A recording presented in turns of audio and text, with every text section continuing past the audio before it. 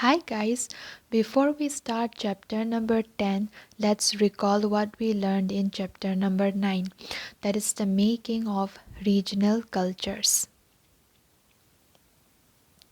The Chera kingdom of Mahodayapuram was established in the 9th century in the southwestern part of the peninsula, part of present-day Kerala. It is likely that Malayalam was spoken in this area. The rulers introduced the Malayalam language and script in their inscriptions. In fact, this is one of the earliest examples of the use of a regional language in official records in the subcontinent. The temple theatre of Kerala, which is traced to this period, borrowed stories from the Sanskrit epics. The first literary works in Malayalam dated to about the 12th century are directly indebted to Sanskrit. Interestingly enough, a 14th century text, the Leela Tilakam, dealing with grammar and poetics was composed in Manipravalam, literally diamonds and corals, referring to the two languages, Sanskrit and the regional language. In other regions, regional cultures grew around religious traditions. The best example of this process is the cult of Jagannatha, literally Lord of the World, a name for Vishnu, which is at Puri in Orissa. To date, the local tribal people make the wooden image of the deity, which suggests that the deity was originally a local god who was later identified with Vishnu. In the 12th century, one of the most important rulers of the Ganga dynasty, Anantavarman, decided to erect a temple of Purushottama Jagannatha at Puri. Subsequently, in 1230, King Anangabhima III dedicated his kingdom to the deity and proclaimed himself as the deputy of the god. In the 19th century, the region that constitutes most of present day Rajasthan was called Rajputana by the British. While this may suggest that this was an area that was inhabited only or mainly by Rajputs, this is only partly true. The Rajputs are often recognized as contributing to the distinctive culture of Rajasthan. About the 8th century, most of the present day state of Rajasthan was ruled by various Rajput families. Stories about Rajput heroes were recorded in poems and songs, which were recited by specially trained minstrels. These preserved the memories of heroes and were expected to inspire others to follow their example. Ordinary people were also attracted by these stories, which often depicted dramatic situations and a range of strong emotions: royalty, friendship, love, valor, anger, etc. Did women find a place within these stories? Sometimes they figure as the cause for conflicts, as men fought with one another to either win or protect women. Women are also depicted as following their heroic husbands in both life and death. There are stories about the practice of sati, or the immolation of widows on the funeral pyre of their husbands. Now let's come to Kathak. The term Kathak is derived from Katha, a word used in Sanskrit and other languages for story. The Kathaks were originally a caste of storytellers in temples of North India who embellished their performances with gestures and songs. Kathak began evolving into a distinct mode of dance in the 15th and 16th centuries with the spread of the Bhakti movement. The legends of Radha Krishna were enacted in folk plays called Ras Lila, which combined folk dance with the basic gestures of the Kathak storytellers. Under the Mughal emperor and their nobles, Kathak was performed in the court where it acquired its present features and developed into a form of dance with a distinctive style. Subsequently, it developed into two traditions or gharanas, one in the court of Rajasthan, Jaipur, and the other in Lucknow.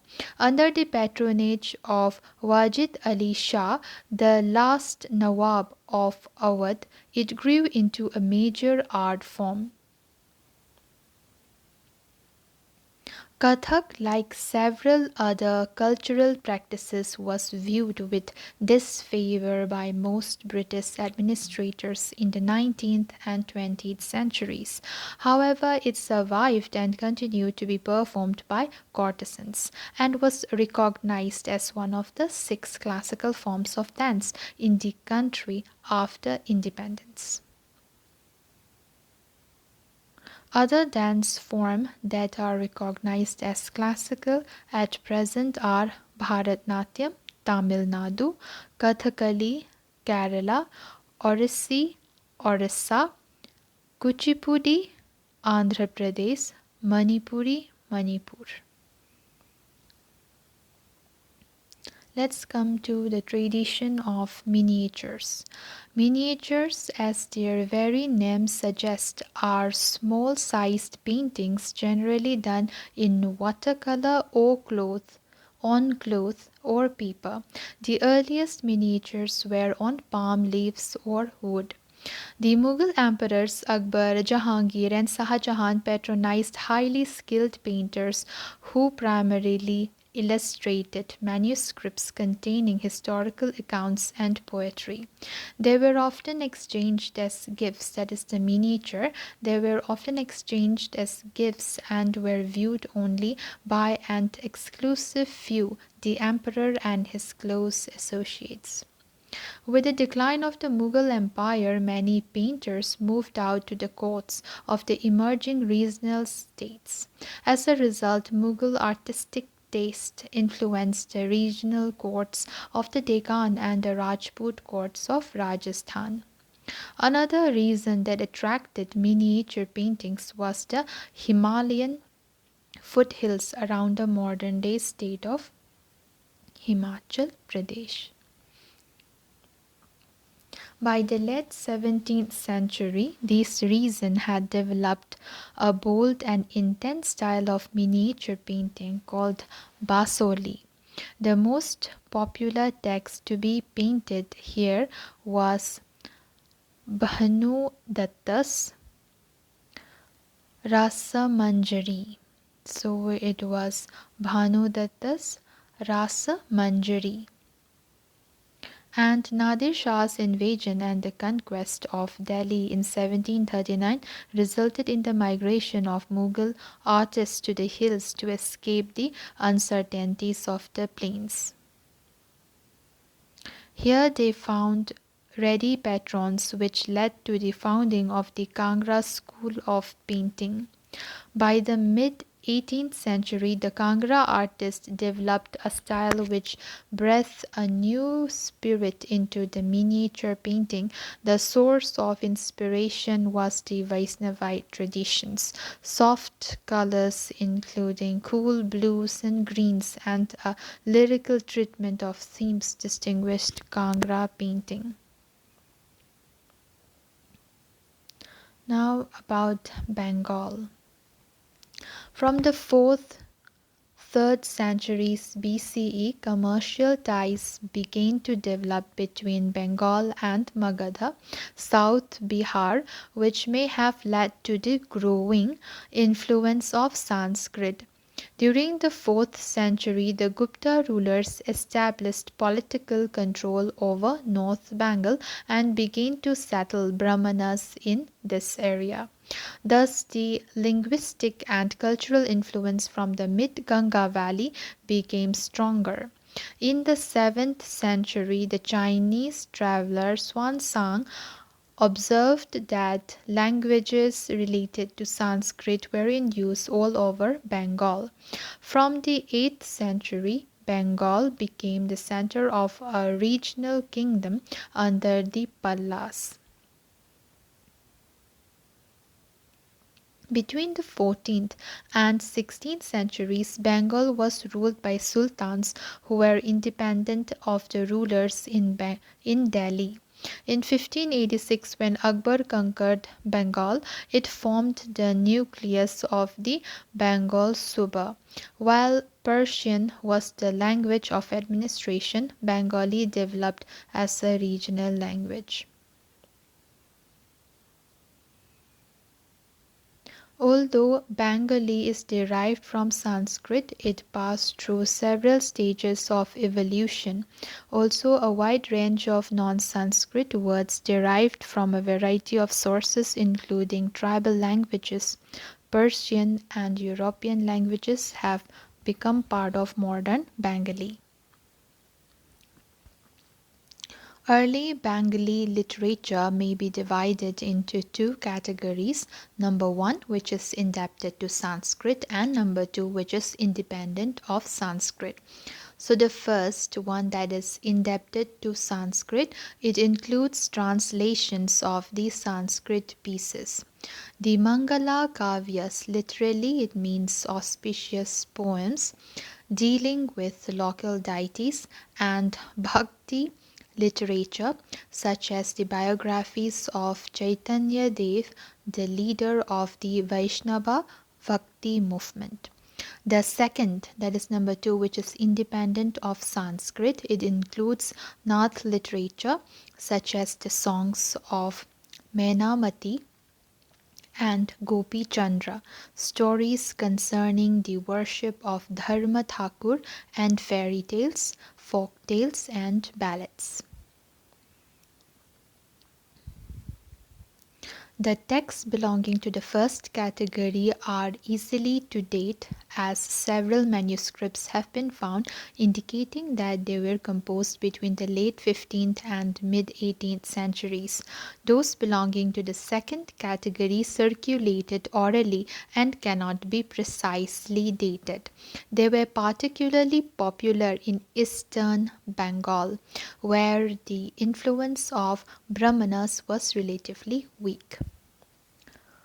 So in Bengal there was rice cultivation, and gradually local communities of fisher folk and sifting cultivators, often tribals, merged with the new communities of peasants. This coincided with the establishment of Mughal control over Bengal, with their capital in the heart of the eastern delta at Dhaka.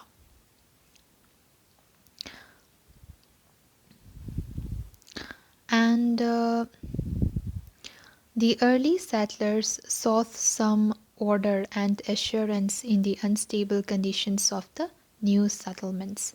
These were provided by community leaders who also functioned as teachers and adjudicators, and were sometimes ascribed with supernatural powers. People refer to them with affection and respect as peers.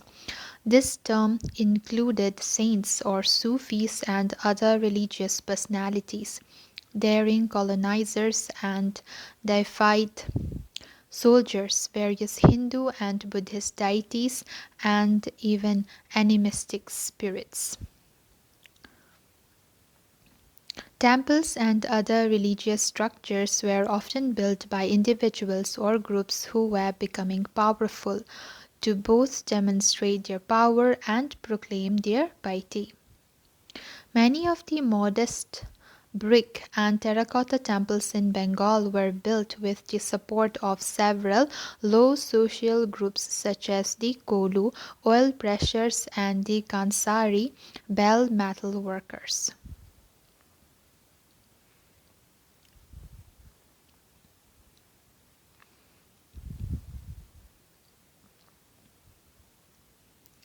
As their social and economic position improved, they proclaimed their status through the construction of temples.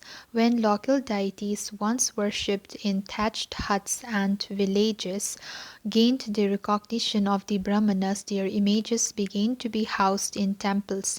The temples began to occupy the double-roofed dochala or four-roofed chochala structure of the thatched huts.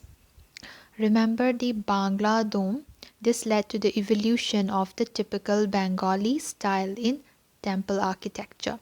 In the comparatively more complex four-roofed structure, four triangular roofs placed on the four walls move up to converge on a curved line or a point. Temples were usually built on a square platform. The interior was relatively plain, but the outer walls of many temples were decorated with paintings, ornamental tiles, or terracotta tablets. In some temples, particularly in Vishnupur in the Bankura district of West Bengal, such decorations reached a high degree of excellence. So, fish as food. Bengal is a riverine plain which produces plenty of rice and fish. Terracotta plaques on the walls of temples and viharas, that is, the Buddhist monasteries, depict scenes of fish being dressed and taken to the market in baskets. Brahmanas were not allowed to eat non-vegetarian food, but the popularity of fish in the local diet made the Brahmanical authorities relax this prohibition for the Bengal Brahmanas. The Brihadharma Purana, a 13th century Sanskrit text from Bengal, permitted the local Brahmanas to eat certain varieties of fishes. So that's all. Let's start chapter number 10. So let's start chapter number 10. 18th century political formations. If you look at map 1 and map 2 closely, you will see something significant happening in the subcontinent during the first half of the 18th century. In the first half of the 18th century, so it would mean 18th, it will be from 1700 to 1750. So this will be the first half of the 18th century. So map 1, state formations in the 18th century. This is the states formation. And the next one is British territories in the mid 18th century. Territory under British control, mid 18th century.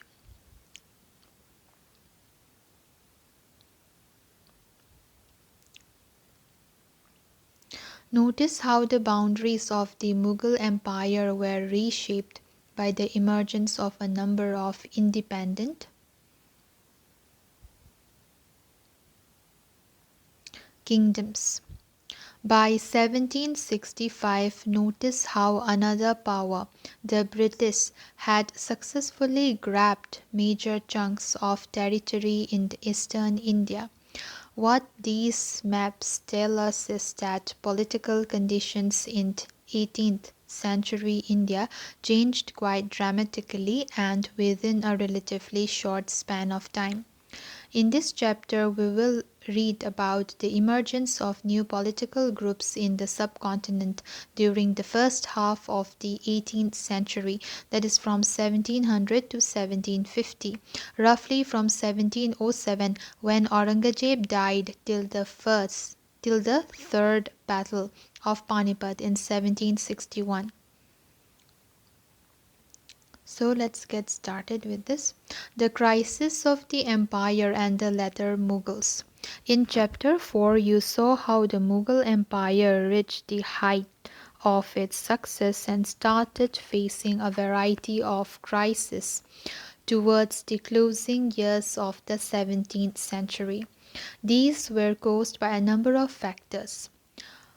Emperor Aurangzeb had depleted.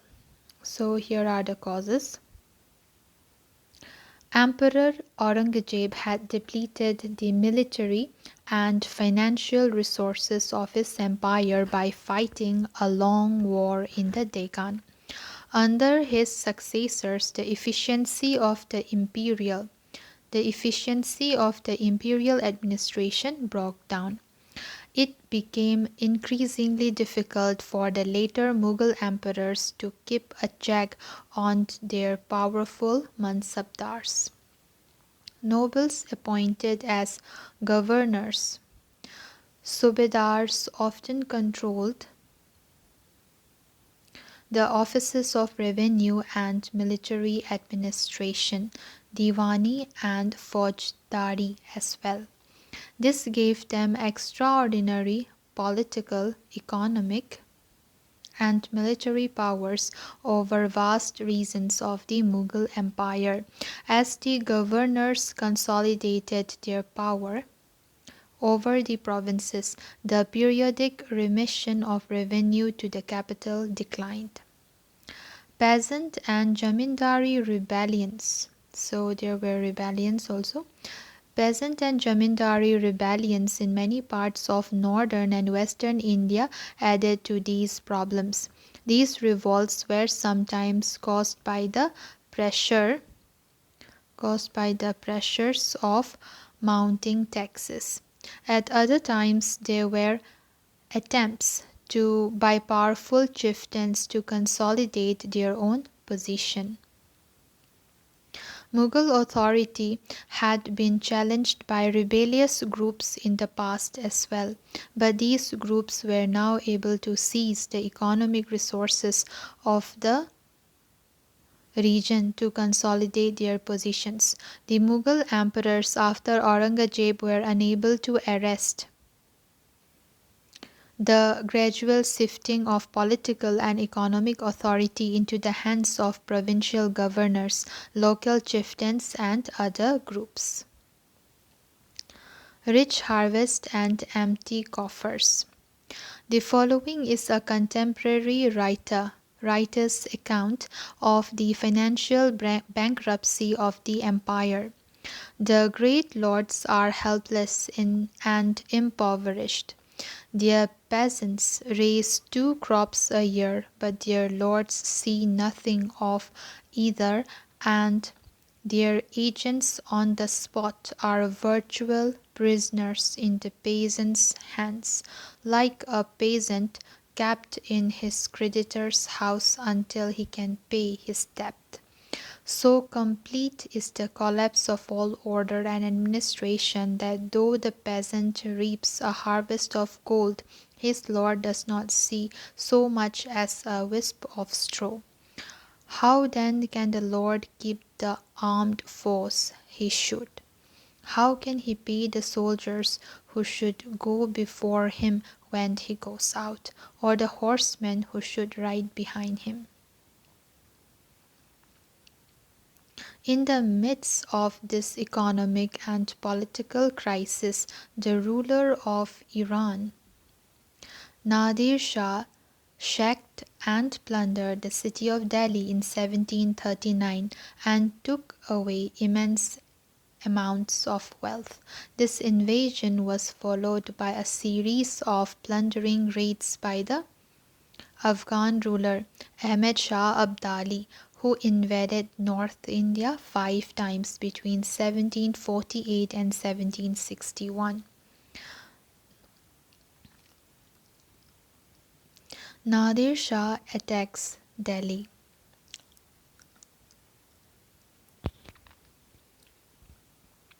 So this figure number 1 is a 1779 portraits of Nadir Shah. Nadir Shah attacks Delhi.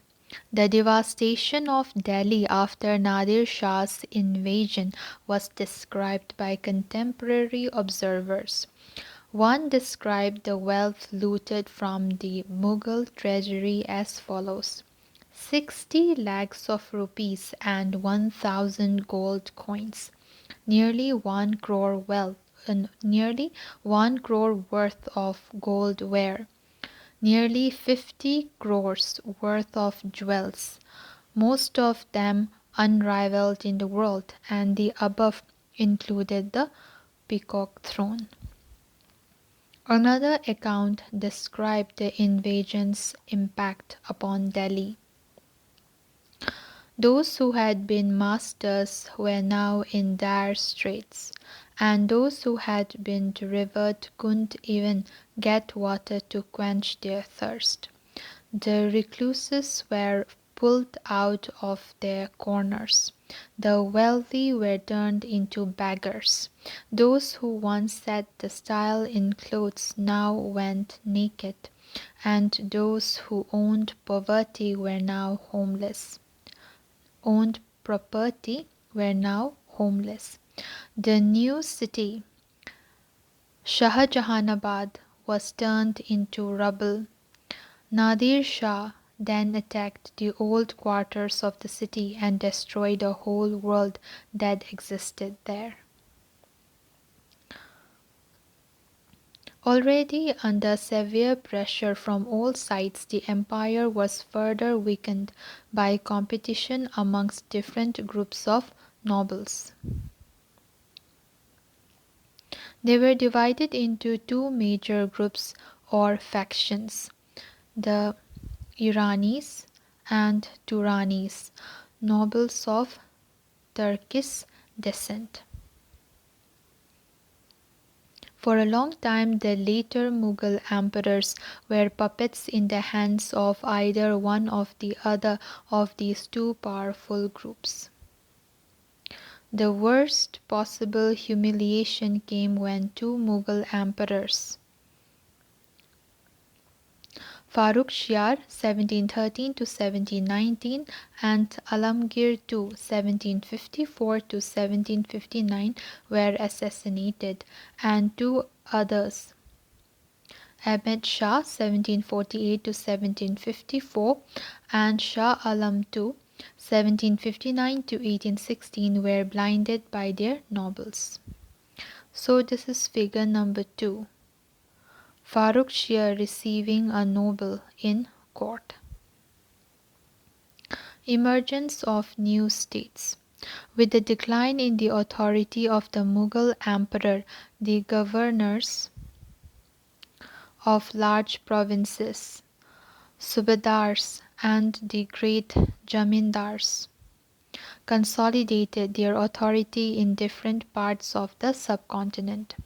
Through the 18th century, the Mughal Empire gradually fragmented into a number of independent regional states. Broadly speaking, the states of the 18th century can be divided into three overlapping groups. Number one, states that were old Mughal provinces like Awadh, Bengal, and Hyderabad, although extremely powerful and quite independent.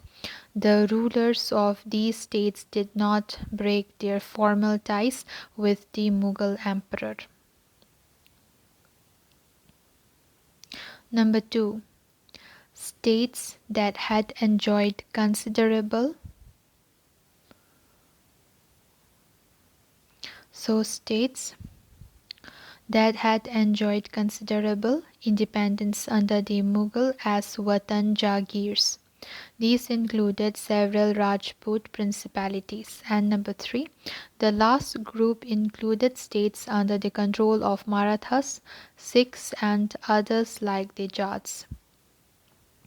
These were of differing sizes and had seized their independence from the Mughals after a long drawn armed struggle. Now let's come to the old Mughal provinces.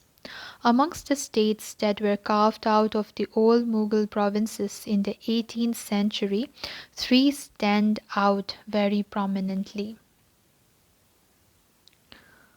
So these are, the first one is Awadh, next is Bengal, third is Hyderabad. All three states were founded by members of the high Mughal nobility who had been governors of large provinces. The first one is Shadat Khan, Awadh, Murshid Qali Khan, Bengal, and Asaf Jah, Hyderabad. All three had occupied high Mansabdari positions and enjoyed the trust and confidence of the emperors. Both Asaf Jah and Murshid Quli Khan had uh, held a Jat rank of 7,000 each, while Saadat Khan's Zat was 6,000. Now let's come to Hyderabad. Nizam ul Mulk Asaf Jah, the founder of Hyderabad state, was one of the most powerful members at the court of the Mughal Emperor Farrukh Shah. He was entrusted first with the governorship of Awadh and later given charge of the Deccan. As the Mughal governor of the Deccan provinces, Asaf Jah already had full control over its political and financial administration.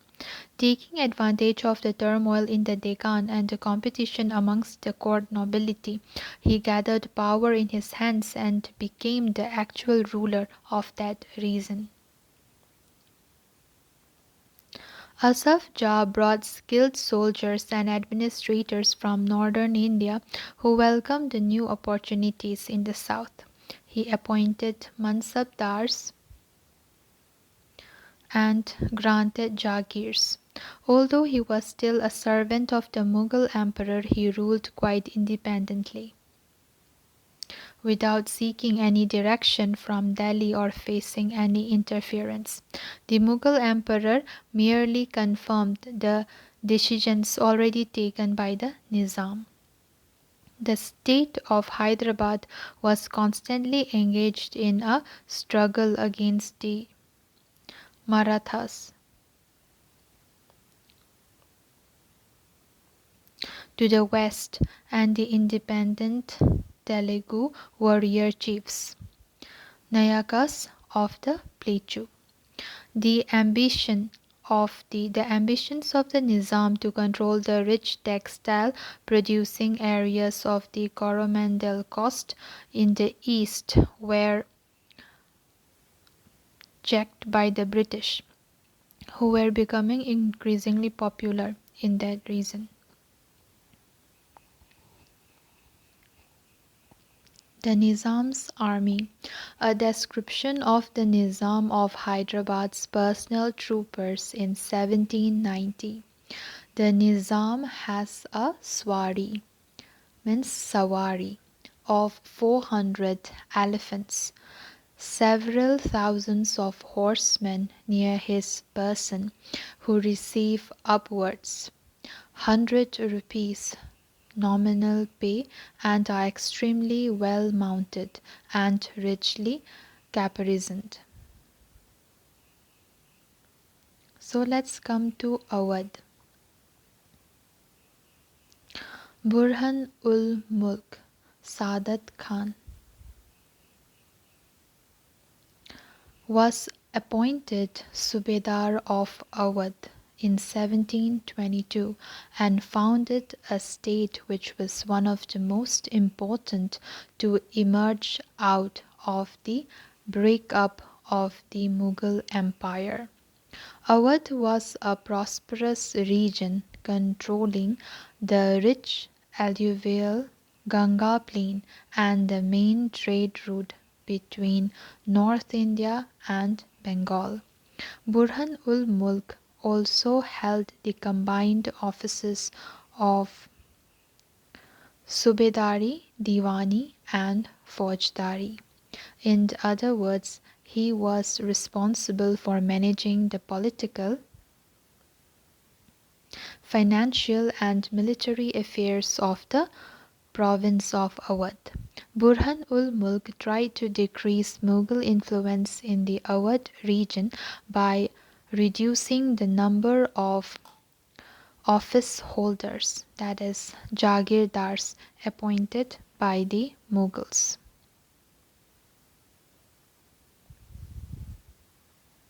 He also reduced the size of Jagirs and appointed royal his own loyal servants to vacant positions.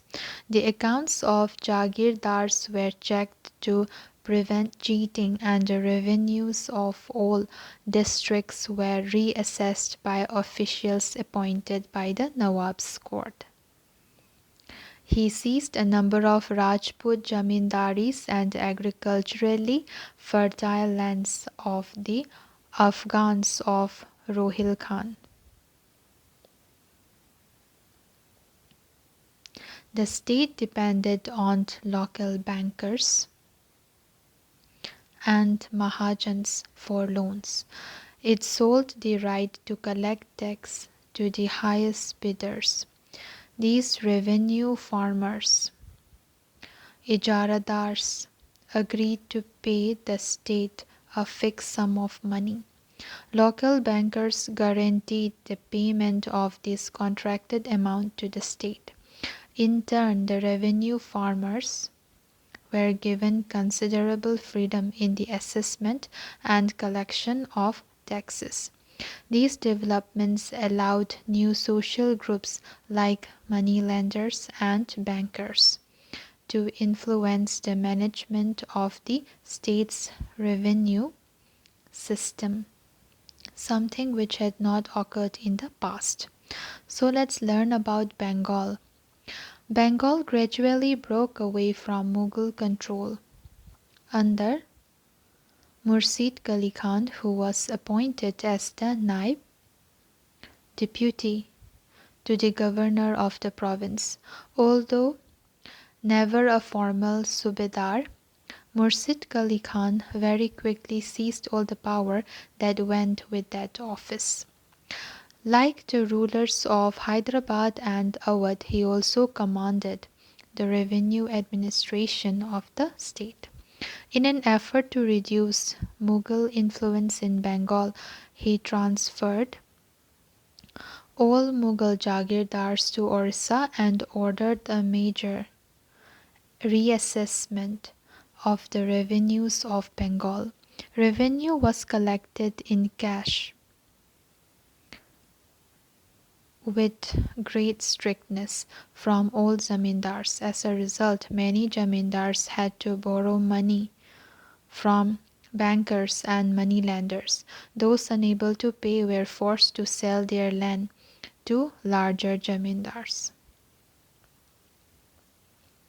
So figure number 4 is Alivardi Khan holding court. The formation of a regional state in 18th century Bengal therefore led to considerable change amongst the zamindars. The close connection between the state and bankers, noticeable in Hyderabad and Awadh as well, was evident in Bengal under the rule of Alivardi Khan 1740 to 1756. During his reign, the banking house of Jagad Seth became extremely prosperous. If we take a bird's eye view, we can detect three common features amongst these states.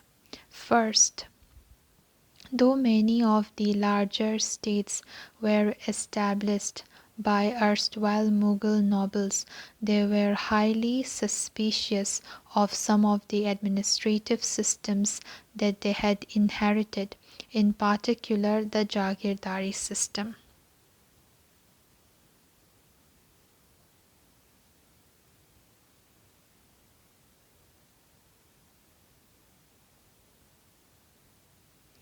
Second, their method of tax collection differed. Rather than relying upon the offices officers of the state, all three regimes contracted with revenue farmers for the collection of revenue. The practice of ijaradari, thoroughly disapproved of by the Mughals, spread all over India in the 18th century. Their impact on the countryside differed considerably. The third common feature is all these regional states was their emerging relationship. The third common feature in all these regional states was their emerging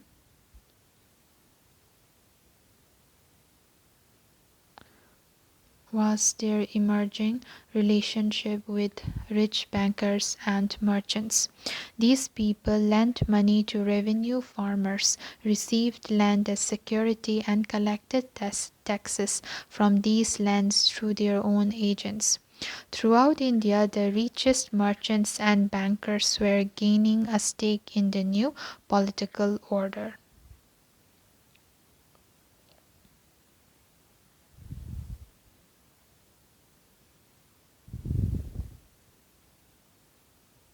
The Watan Jagirs of the Rajputs.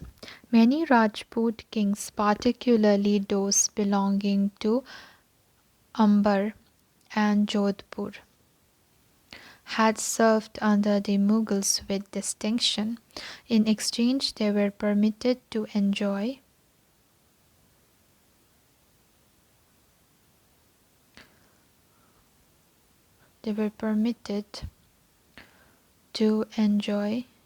considerable autonomy in their Watan Jagirs. In the 18th century, these rulers now attempted to extend their control over adjacent regions. Ajit Singh, the ruler of Jodhpur, was also involved in the fractional politics at the Mughal court. These influential Rajput families claimed the subedari of the rich provinces of Gujarat and Malwa. Raja Ajit Singh of Jodhpur held the governorship of Gujarat and Sawai Raja Jai Singh of Amber was governor of Malwa. These offices were renewed by Emperor Jahandar Shah in 1713. They also tried to extend their territories by seizing portions of imperial territories neighboring their watans. Nagar was conquered and annexed to the house of Jodhpur, while Amber seized large portions of Bundi. Sawai Raja Jai Singh founded his new capital at Jaipur and was given the Mansabdari of Agra in 1722. Maratha campaigns into Rajasthan from the 1740s put severe pressure on these principalities and checked their further expansion. Raja Jai Singh of Jaipur. A description of Raja Jai Singh in a Persian account of 1732. Raja Jai Singh was at the height of his power. He was the governor of Agra for 12 years and of Malwa for 5 or 6 years. He possessed a large army, artillery, and great wealth. His sway extended from Delhi to the banks of the Narmada. So this figure number 5 is Mehrangarh Fort, Jodhpur. Seizing independence. Let's know something about the Sikhs. The organization of the Sikhs into a political community during the 17th century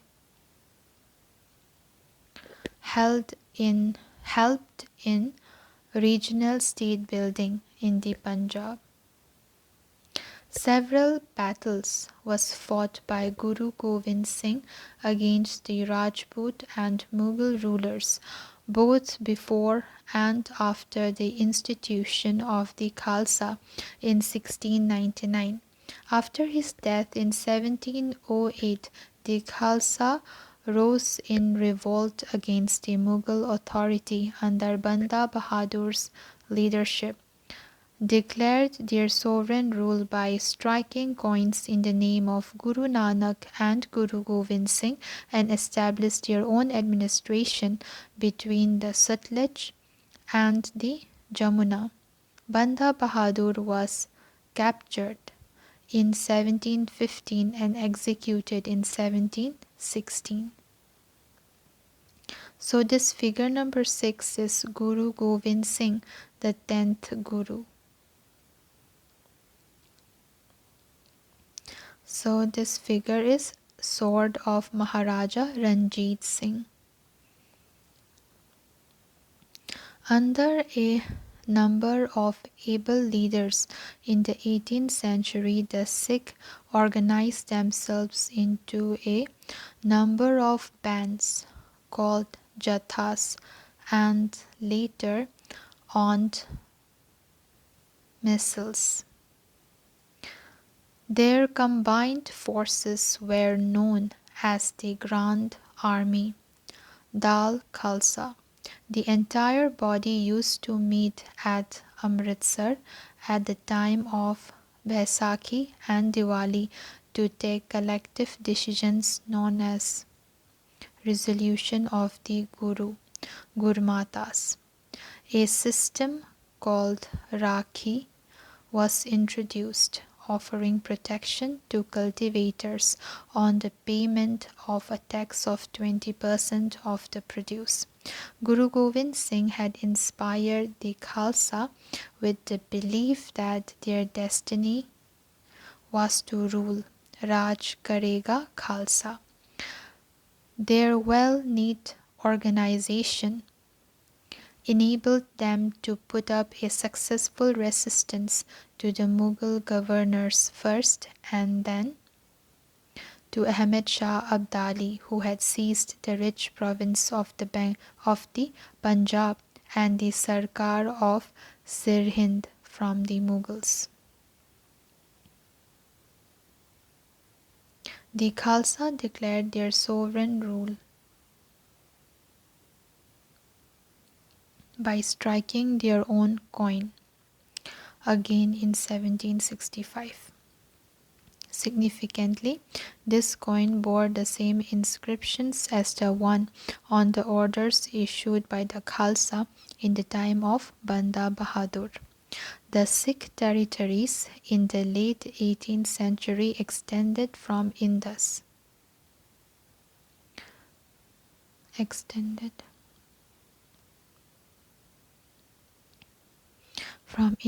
to the Jamuna, but they were divided into different rulers. One of them, Maharaja Ranjit Singh, reunited these groups and established his capital at Lahore in 1799.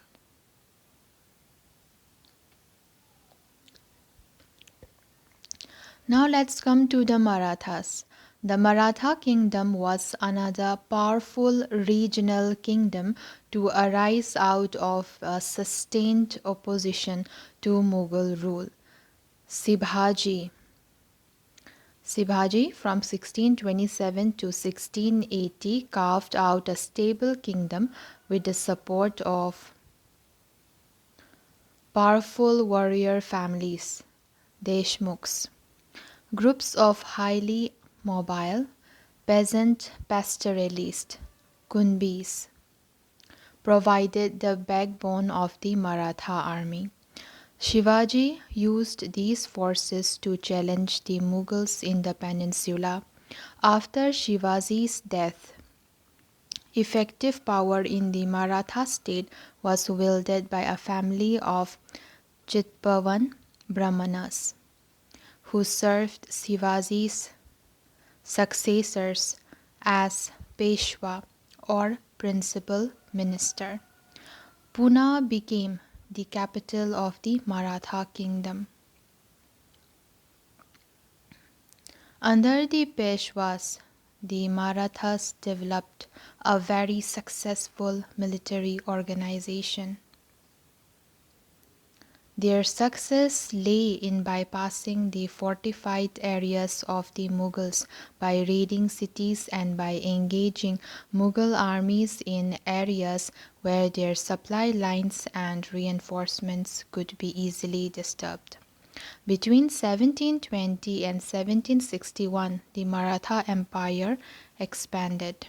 It gradually chipped away at the authority of the Mughal Empire. Malwa and Gujarat were seized from the Mughals by the 1720s. By the 1730s, the Maratha king was recognized as the overlord of the entire Deccan Peninsula. He possessed the right to levy chauth and Sardeshmukhi in the entire region. So what is chauth? 25% or 25% of the land revenue claimed by jamindars. In the Deccan, this was collected by the Marathas. And we have Sardeshmukhi. 9 or 10% of the land revenue paid to the head revenue collector in the Deccan. So the first one is chauth, which is 25% of the land revenue claimed by jamindars. In the Deccan, this was collected by the Marathas. And we have got Sardeshmukhi. This is 9 to 10% of the land revenue paid to the head revenue collector in the Deccan. After raiding Delhi in 1737, the frontiers of Maratha domination expanded rapidly into Rajasthan and the Punjab in the north, into Bengal and Orissa in the east, and into Karnataka and the Tamil and Telugu countries in the south. These were not formally included in the Maratha Empire, but were made to pay tribute as a way of accepting Maratha sovereignty. Expansion brought enormous resources, but it came at a price. These military campaigns also made other rulers hostile towards the Marathas. As a result, they were not inclined to support the Marathas. During the Third Battle of Panipat in 1761. Alongside endless military campaigns, the Marathas developed an effective administrative system as well.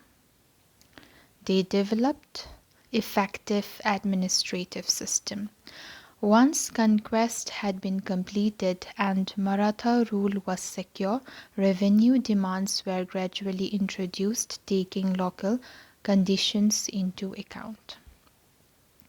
Agriculture was encouraged and trade revived. This allowed Maratha chiefs, Sardars like Scindia of Gwalior,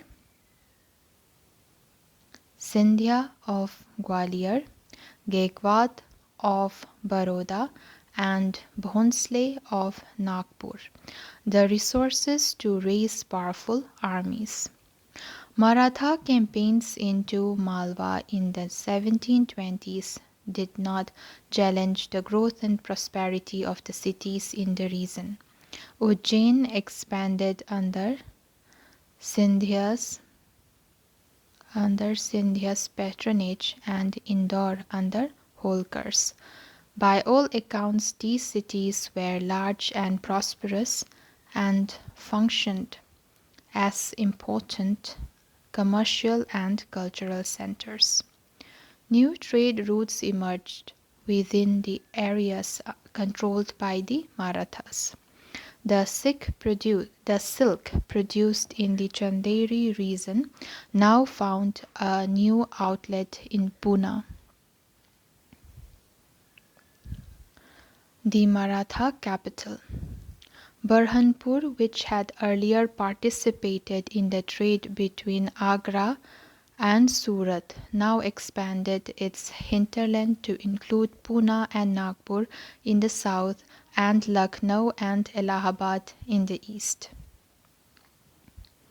The Jats.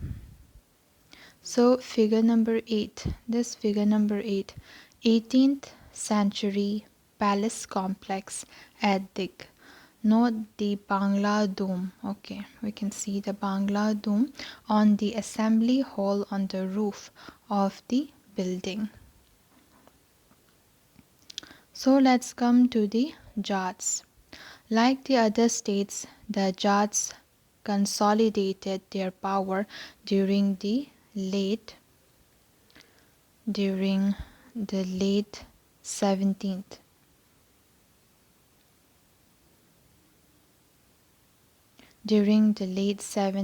and 18th centuries under their leader Joraman. They acquired control over territories situated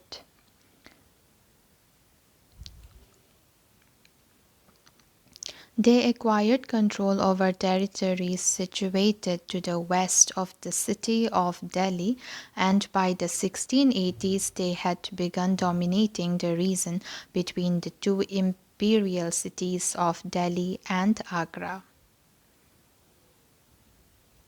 For a while they became the virtual custodians of the city of Agra. The Jats were prosperous agriculturists, and towns like Panipat and Balabgarh became important trading centers in the areas dominated by them. Under Surajmal, the kingdom of Bharatpur emerged. Under Surajmal, the kingdom of Bharatpur emerged as a strong state. When Nadir Shah sacked Delhi in 1739, many of the city's notables took refuge there.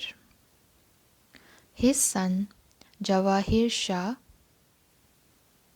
had 30,000 troops of his own and hired another 20,000 Marathas and 15,000 Sikh troops to fight the Mughals.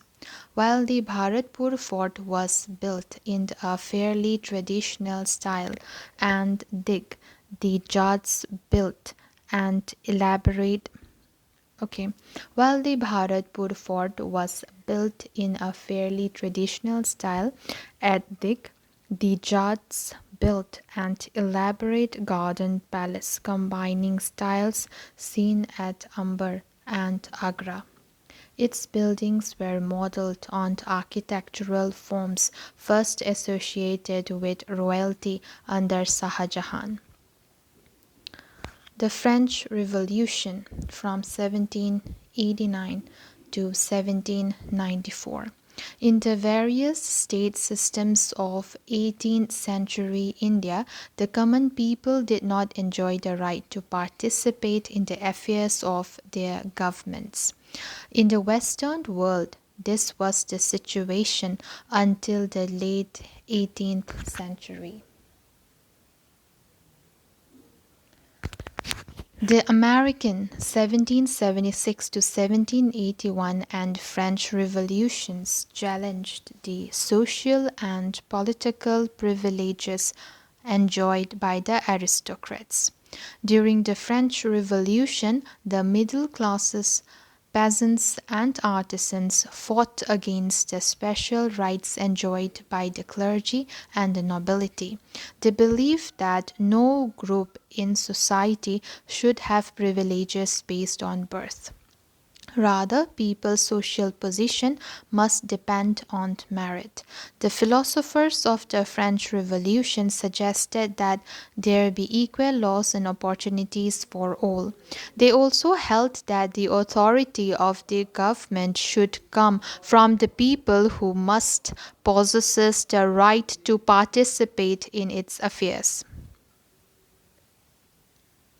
Movements such as the French and American revolutions gradually transformed subjects into citizens.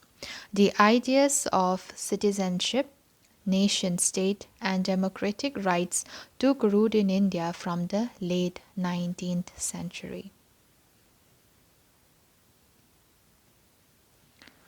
So now let's do match the following. So let's start match the following. Subedar, provincial governor. Faujdar, a Mughal military commander. Ijaradar, a revenue farmer. Misl, a band of Sikh warriors. Then Chauth, tax levied by the Marathas. Then Kunbis, Maratha peasant warriors. Then Umara, a high noble. So let's do fill in the blanks. Aurangzeb fought a protracted war in the Deccan. Umara and Jagirdars constituted powerful sections of the Mughal administration. Asaf Jah was given charge of the Deccan Subedari in 1724. The founder of the Awadh Nawabi was Burhan ul Mulk Sadat Khan.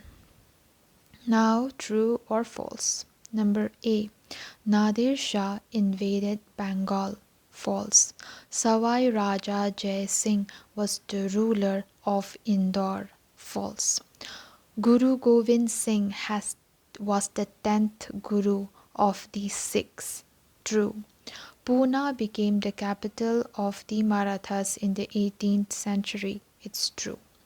So that's all guys. See you in my next video. Bye.